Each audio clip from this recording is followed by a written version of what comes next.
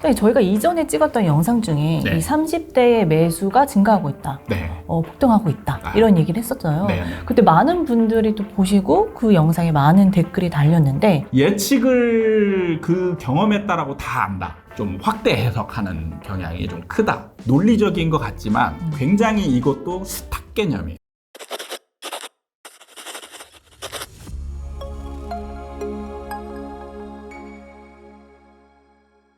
반갑습니다.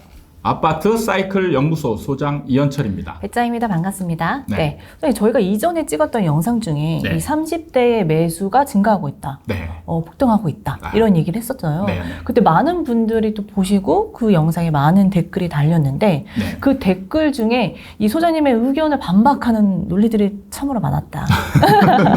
네.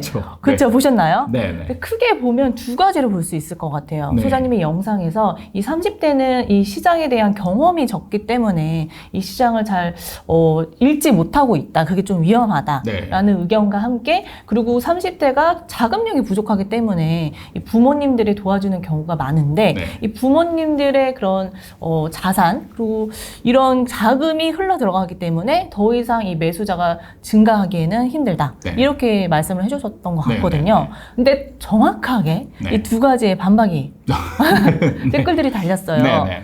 첫 번째를 먼저 보면요. 네. 이 상습방에 모르는 30대들이 샀다. 네. 하지만 50대, 60대들이 이걸 도와줬다는 건 네. 5, 60대 분들은 30대 분들보다 경험이 많으니까 네. 지금의 시장을 하락이 아닌 상승으로 계속 보고 있는 게 아니냐. 네. 이거는 시장을 다르게 읽기 때문에 된 거 아니냐. 이런 네. 댓글이 있었거든요. 네네. 댓글에 보면 이제 많은 분들이 이런 얘기를 하시더라고요. 부모님들은 경험이 많으니까 그렇게 해서 시장을 그래도 가장 잘 알고 있는 사람이고 그래서 지원을 해주는 게 아니냐. 이런 질문 댓글들이 이제 많이 있었는데 이 부분에 대해서는 일단 경험이 많은 거는 시장을 아는데 도움은 돼요. 그래서 제가 볼 때는 그 시장 참여자들 중에서는 그래도 시장을 잘 아는 사람들은 5, 60대 이상이 제일 잘 알고 있다. 이런 생각은 들지만 문제는 이게 예측을 잘하느냐 하고는 좀 다른 부분인 거예요. 네. 그게 무슨 얘기냐면 실제로 우리 채널, 우리 아사연 채널의 주 구독자층이 50대, 60대거든요. 네. 50대, 60대 층이 왜 제 걸 그렇게 열심히 볼까? 제가 지금 영상 수가 작지 않아요. 근데 초창기부터 가장 많은 빈도수를 차지하고 주 시청률을 차지했던 게 50대, 60대거든요. 네. 그러면서 50대, 60대들이 제 강의도 많이 듣고 이러면서 하는 얘기들이 실제로 경험을 했지만 내가 그거를 정확한 기준을 갖지 못하고 있어서 앞으로 대응하는데 어려움이 있는데 그거에 대한 길을 알려주셔서 감사합니다. 뭐 이런 내용이라든지 그런 것들이 많다는 얘기예요. 그러니까 경험을 했다라고 해서 앞으로의 미래 시장을 예측한다. 그럼 경험한 사람들은 다 맞춰야 되는 거거든요. 근데 우리가 어떤 자산 시장에 흘러가는 과정을 보면 대부분 틀리는 사람들이 더 많은 거죠. 그리고 맞더라도 우연적으로 만나는 사람들. 이런 사람들이 많은 거지. 네.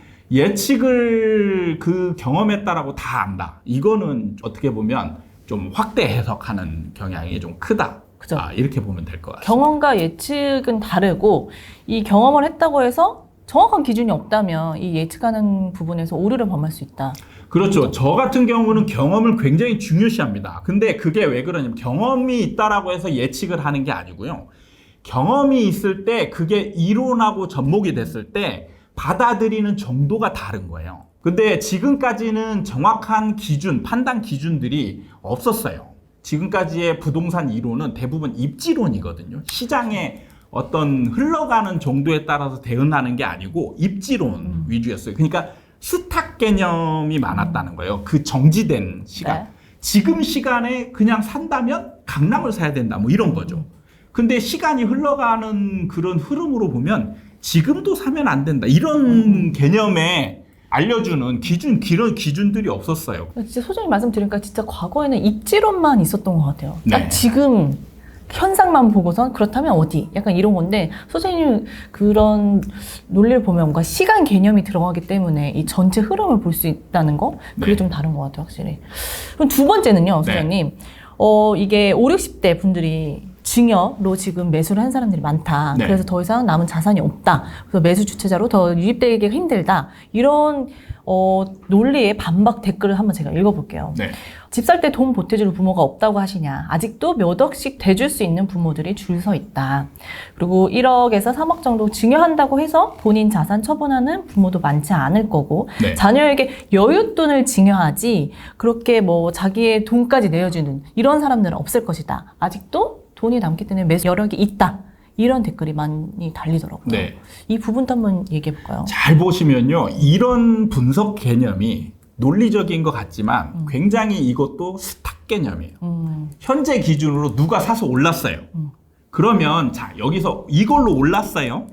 그러면 앞으로 더 오른다라고 생각해야 되잖아요. 그러려면 앞으로 더 오르려면 추가 매수 세력이 있어야 돼요.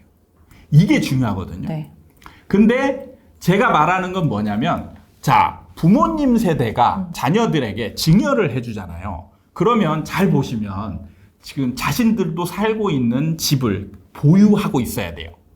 그리고 자녀들에게 또 증여를 통해서 매수할 수 있게 해주는 거예요. 그렇게 되면 뭐냐면 지금이 사실 옛날 가격이라면 그러니까 여기 댓글에 보면 1에서 3억 사실 지금 1에서 3억 증여해갖고 살 수 있는 아파트 가격이 아닌 거예요. 특히 요즘에 올라가는 지역들은 상위권에 있는 급지들이 줄을 이루고 있단 말이에요. 그러니까 지금 10억대가 넘어가는 지금 아파트들이 지금 상승권을 이루고 있단 말이에요. 네. 그러면 이거를 증여를 통해서 받으려면 1에서 3억 가지고 그러면 나머지 자녀들이 몇 억을 또 가지고 있어야 되는데 30대들이 자기가 스스로 벌어가지고 몇 억대를 가지고 있다라는 거 사실 말이 안 되거든요. 그렇기 때문에 뭐가 되냐면 부모님들이 자기 자산 보유하고 있고 그 다음에 여유 자금 다 통틀어서 주고 나면 그 다음에 이걸로 오르는 것까지는 되는 거예요. 그 다음에 이제 다음이 문제인 거죠. 다음이 매수할 여력이 없어진다 이 얘기인 거예요. 그러니까 지금 오르는 거를 가지고 똑같은 걸로 대입을 해서 지금 오른다 이렇게 가면 말이 안 되는 게 여기서 오르고 또 올라야 되거든요. 그 다음에 또 올라야 돼요. 그러려면 계속 이것보다 더 많은 돈을 주고 매수하는 세력이 있어야 되는 거예요. 그것도 한두 채가 아니고 서울에 수천 채를 지금 뭐 이제 거래량이 이제 6천, 7천 나오잖아요. 그러면 6천, 7천 이상을 거래할 수 있는 게 계속 나와야 된다는 거예요. 이게 이어질 수 없다라는 얘기를 하는 거예요. 그러니까 지금 이것까지는 되는 거예요. 부모님들이 이제 번 돈이나 그동안에 집값 오른 거 가지고 자기 자산 불려서 여윳돈 만들고 그래서 원래는 이거 가지고 이제 추가 매수하거나 이래서 이제 올라가는 거잖아요. 근데 이게 자녀들한테 가면서 자녀들이 지금 시점에 매수를 다 하게 되면 그 다음에 문제는 이제 50대, 60대가 추가 매수를 할 그 다음에 30대가 산 돈에 예를 들어서 30대가 지금 15억에 샀다. 네. 그러면 이제 20억에 사줄 사람이 있어야 되는 거예요. 20억에. 그러면 20억에 사려면 자금이 더 들어가겠죠. 똑같은 집이지만 15억에 살 때와 20억에 살 때에 자기 자금이 들어가는 돈이 다르단 말이에요. 훨씬 더 커지잖아요. 그렇기 때문에 이 여력이 없어짐으로 인해서 추가 매수 여력이 약해지니까 이게 점점 세력이 약해져서 나중에는 어느 정도 기간이 지나면 이게 끝나는 게 되는 거예요. 가장 중요한 건 추가적인 이런 매수 세력이 있냐 없느냐를 따져봐야 되는데 소장님 말씀대로 어쨌든 내가 가지고 있는 이 자금력에서 떼어줬으니까 그렇죠. 뭔가를 살려고 해서 더 보수적으로 또 접근을 하게 되는 거잖아요. 그래서 이게 상승을 계속하려면 뭐가 되냐면 하락을 어느 정도 계속해서 가격이 낮아진 상태에서 이제 점진적인 상승이 쭉 이루어져야 그 집값을 통해 올라가고 하면서 생기는 사고 팔고 하면서 생기는 여유 자금 그 다음에 그 시간 동안 일해서 번 자금 네. 그런 것들이 많은 사람들한테 쌓여 있어야 이게 이제 사고 싶어서 살 수 있는 구매력이 동반된 매수가 되는 거거든요. 근데 문제는 한번 폭등을 하면서 이 많은 사람들이 매수의 대열에 참가했잖아요. 그러면 이때 이제 집을 다 보유를 하게 되고 그 다음에 추격 매수를 하는 사람들은 네. 이제 이 가격보다 훨씬 더 높은 가격 이걸 사야 될 때 자기 자금이 많이 들어간다는 거예요. 이게 이제 어려워지는. 그래서 시장은 더 이상 상승하기 어려운 그런 상황으로 이어진다는 거예요. 소장님 방금 전에 말씀하셨던 것처럼 지금의 이런 매수가 된 아파트들을 보면 네. 이 고가 아파트들이 많다고 하셨잖아요. 그렇죠. 그러면 이 댓글처럼 뭐 1억에서 2억 정도의 증여가 아닌 정말 큰 덩어리에 이 자금을 냈다는 거는 진짜 매수의 여력을 진짜 확 줄어들게 만든 것 같은데 네. 이게 좀 앞으로의 시장에 또 어떻게 영향을 비칠지 궁금하거든요. 그러니까 이게 이제 자칫하면 지금 예전과 다르게 지금 나타나는 현상이 뭐냐면 증여가 많아졌다는 얘기예요. 증여를 통한 부동산의 대물림 이게 과거의 패턴에 비해서 훨씬 많아졌고 그거에 따른 문제가 뭐냐면 이제 노후 세대들이 노후를 대비할 자산이 사실 부동산 외에 없어졌다는 거예요. 그러면 이제 결국에는 이제 나중에 우려하는 문제들이 뭐냐면 이 집을 가지고 있던 사람들이 팔아서 노후 대비를 할 때 이게 현금 자산이 없기 때문에 집을 팔 가능성이 많아지고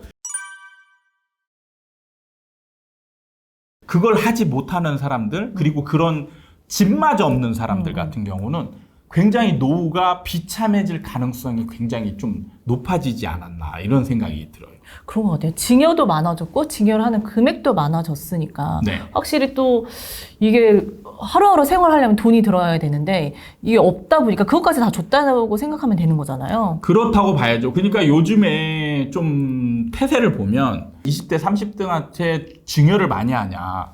예전에 비해서 결혼할 때 집을 사가지고 가야 된다라는 인식이 너무 되게 강해졌어요. 맞아요.